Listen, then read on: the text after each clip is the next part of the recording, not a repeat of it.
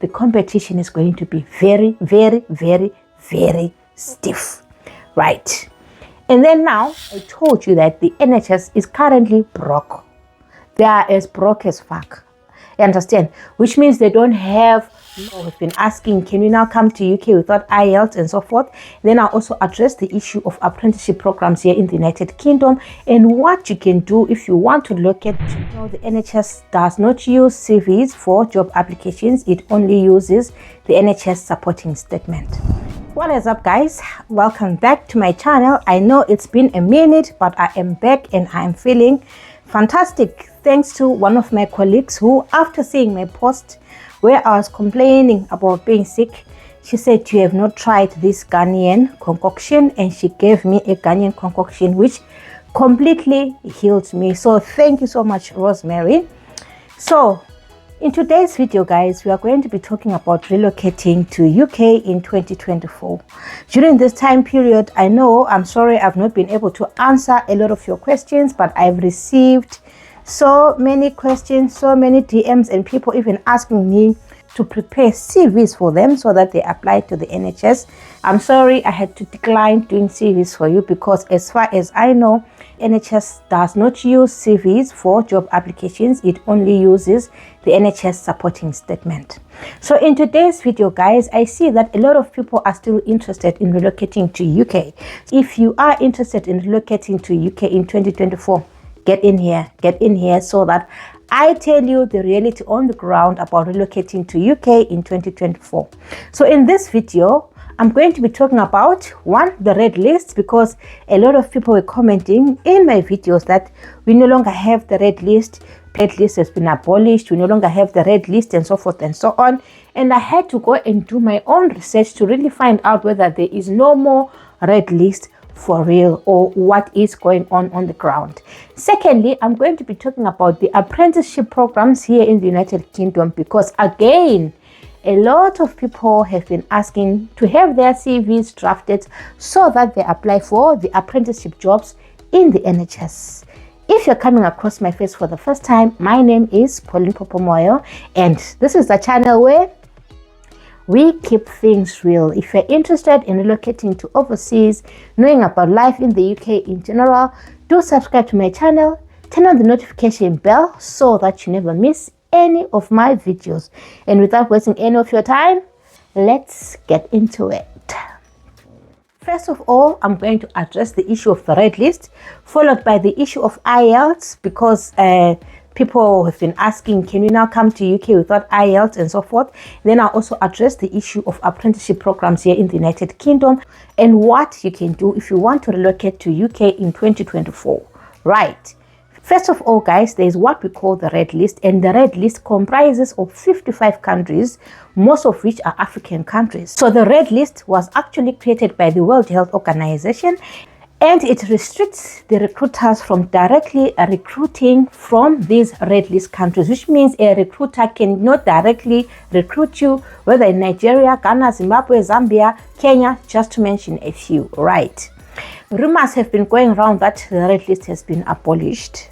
But from the government website, and from what was last updated in September 2024, the red list is still in existence. Besides, even if it was no longer in existence, what is the excitement about? Because what it simply means is that if they abolish the red list, the competition is going to be very stiff for everyone. Because at the present moment, those who are coming from red list countries, remember I work with a recruitment agency, MMA Healthcare Recruitment Agency. I am their ambassador. So those who come from green list countries, which means they are able to apply using recruitment agency, they have not been flooding. I'll give you an example. Let's say you are applying for a job in the NHS. And let's say, for example, the NHS portal says they're going to take 200 applications, or they're going to take 1,000 applications, for example, right?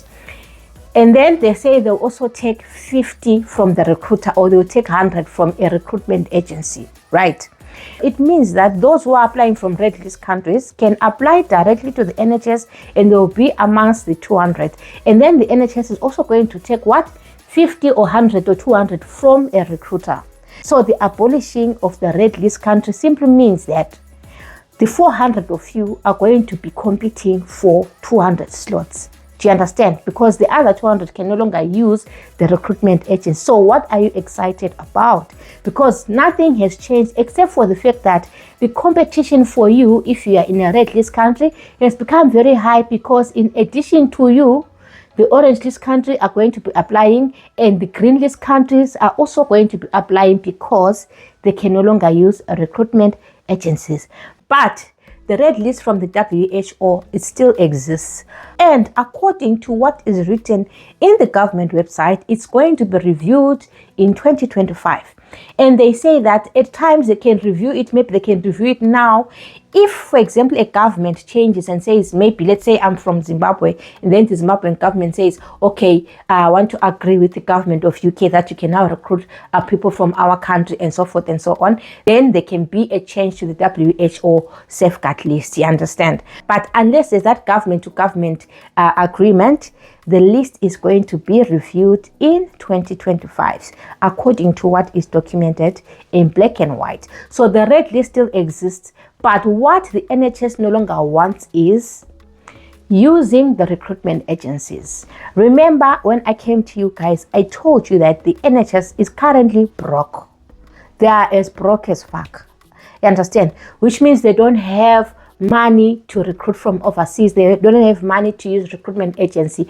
And for them to save money, instead of using recruitment agency, because one individual, let's say you are going to use a recruitment agency. If one individual uses a recruitment agency, for example, me, when I applied for a job to go and work where I'm working now, when I was still on sponsorship, because I'm no longer on sponsorship, when I was still on sponsorship and I applied to switch employers when I was here in UK, my welcome bonus was £2,500. Yes, you heard me right.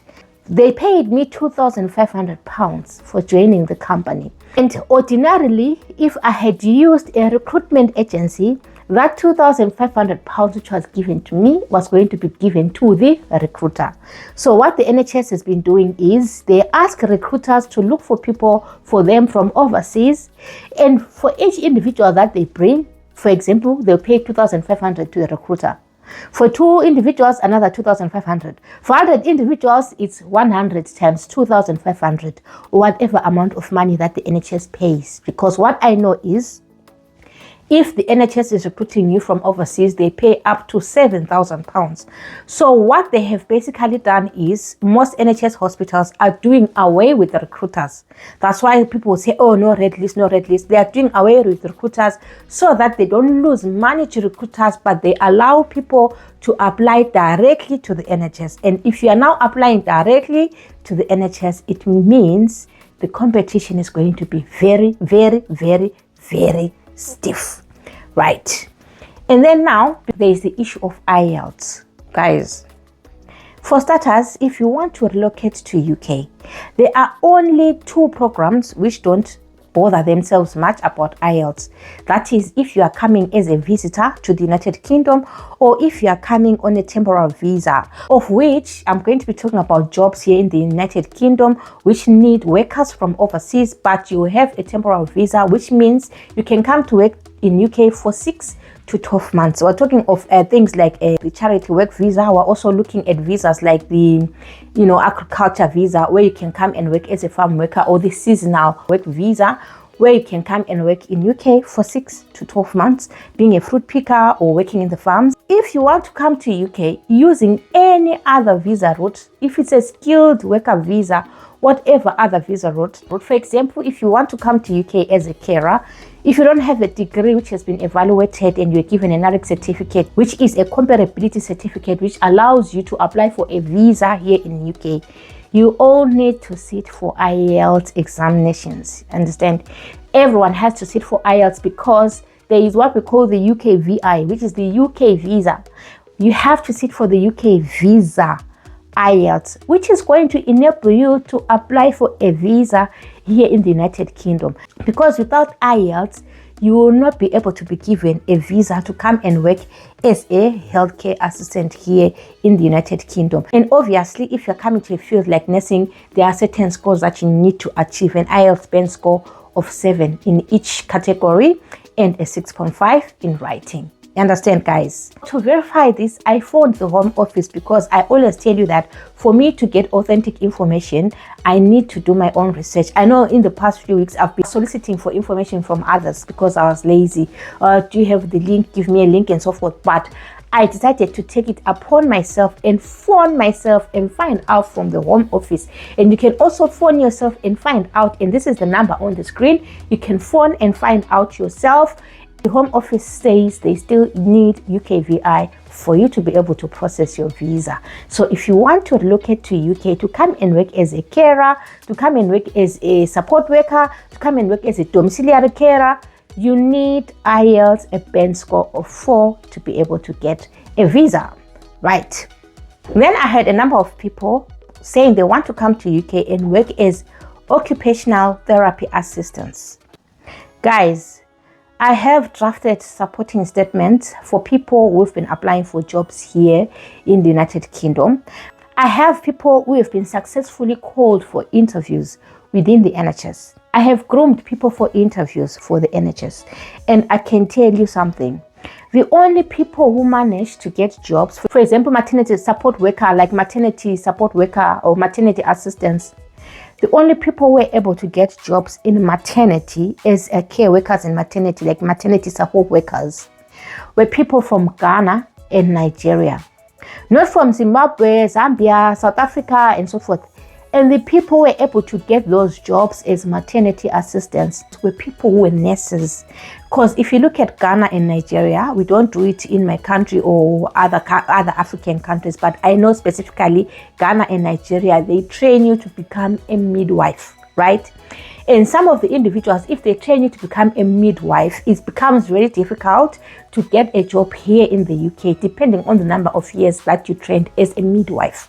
So most of the nurses were not able to get jobs as midwives here in the UK because it's not easy to become a midwife here in the UK.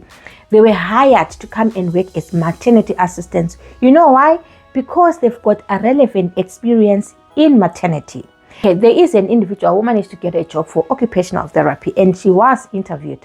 And upon being interviewed, guys, I'm going to read it for you because this is the email which came directly from the NHS. They were not able to hire her from overseas because 1, the salary threshold has changed. 2, despite her having 5 years of experience, because she has not worked in occupational therapy, she was not able to get that job in that area.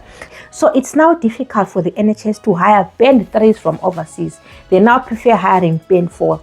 And upon further investigation, because I've seen people saying, oh, you can come to UK, you don't need experience, you need experience and you need to have at least NVQ2 or NVQ3 if you want to go and work within the NHS. So that's one thing that you need to have, NVQ2, NVQ3.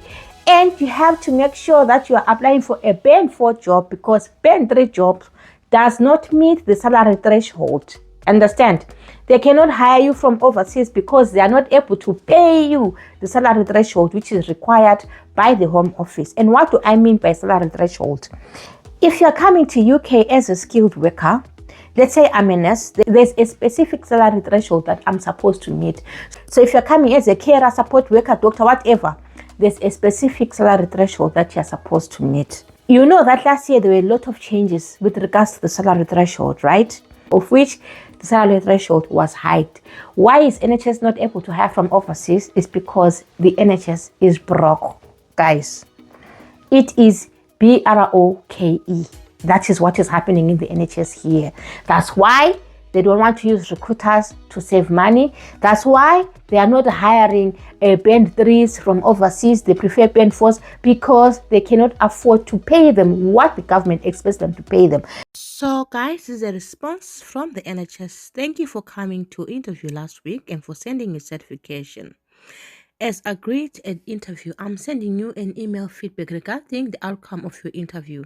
I'm sorry that we're not able to offer you the role of occupational therapy assistant due to the very recent changes to the immigration rules regarding salary threshold for skilled worker visas. We are unable to offer you the position. Although you interviewed very well, you do not have the level of qualification expected to meet criteria to be placed on the required point in the salary that does meet the required salary. We are also concerned that you would not be able to meet the travel requirements for the role. So this is for someone with 5 years nest aid experience, guys. Then guys, we move on to talk about apprenticeship programs. Wow, my inbox was inundated, guys. My inbox was full. People wanting to come to UK to come and do apprenticeship programs. And I am sorry to say, I'm going to say it because I keep things real. You cannot come from overseas to do an apprenticeship program in the United Kingdom.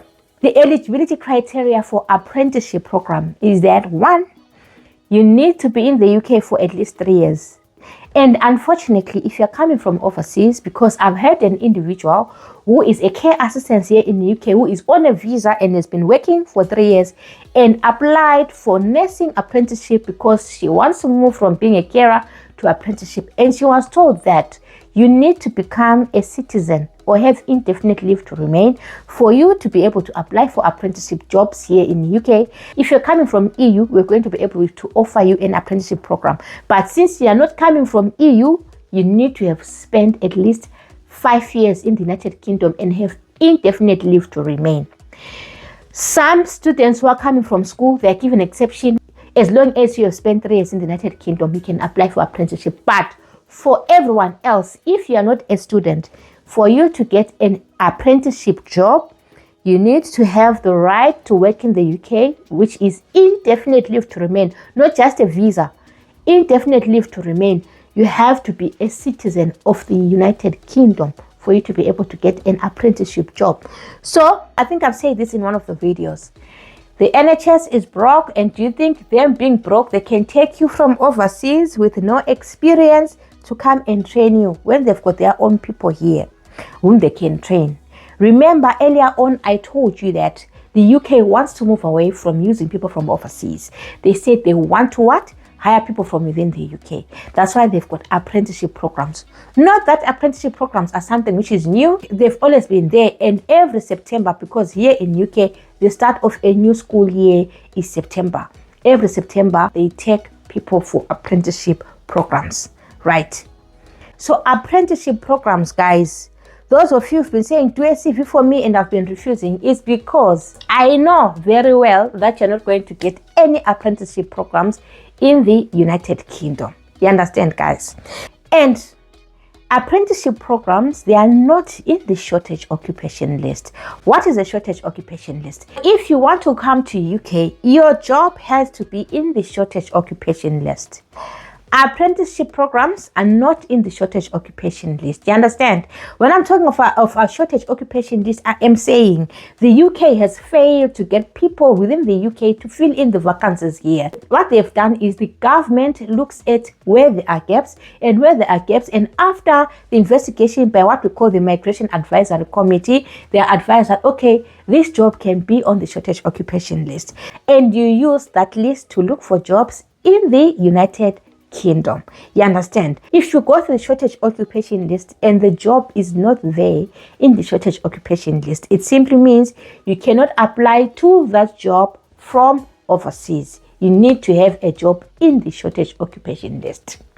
So guys, if you want to come to UK in 2024, forget about the apprenticeship programs because it's not happening. You're not coming to UK through the apprenticeship program. If you have managed to secure a spot in the apprenticeship programs here in the UK, drop a comment and say, I've gotten a slot for an apprenticeship program. Not even one of you is going to drop a comment and say that, because the UK does not hire from overseas for apprenticeship program. They are failing to sponsor people from overseas because currently the NHS is at a standstill. They are not hiring from overseas. They are not even hiring their own nurses here because they do not have money. So can you imagine, they don't have money to sponsor you from overseas. Now they want to sponsor you from overseas and sponsor an apprenticeship program for you. Come on, guys. They don't have that kind of money. So what I'm going to do in my next video, because I'm back and I'm back with a bang, I've never felt so good in so many months. I am going to be sharing with you jobs here in the United Kingdom which are currently hiring from overseas and are willing to offer you visa sponsorship so that you can relocate to the United Kingdom. In addition, I'm also going to share with you some jobs where you really do not need IELTS to come to the United Kingdom, which means I'm talking of jobs which are going to give you a temporary visa to come to the United Kingdom. So this is what I wanted to share with you guys, the reality here on the ground in United Kingdom, you understand? So may you kindly share this video with people who are interested in relocating to overseas. And if you are interested in knowing which jobs can actually bring you from overseas and offer you visa sponsorship, do subscribe to my channel. Turn on the notification bell so that you never miss any of my videos when I come and upload and share with you companies hiring from overseas. Otherwise, guys, thank you so much for watching. I will see you in my next video. Bye. Late for work as usual. I'm gonna go to the store. I hope I'm being a woman who record. I'm gonna go to the store. Why?